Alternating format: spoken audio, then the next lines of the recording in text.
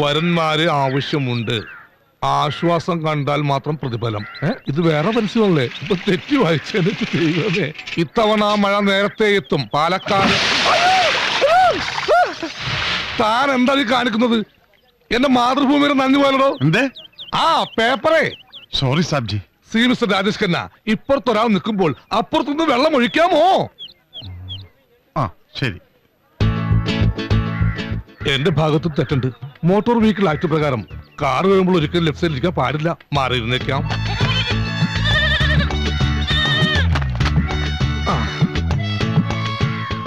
വെള്ളമില്ലാത്തത് കൊണ്ട് വള്ളംകളി മാറ്റിവെച്ചു. ഇയാളെന്ത് പണിയാണ് കാണിക്കുന്നത്? തന്നെ കൂടെ തോറ്റല്ലോ. I also failed of U.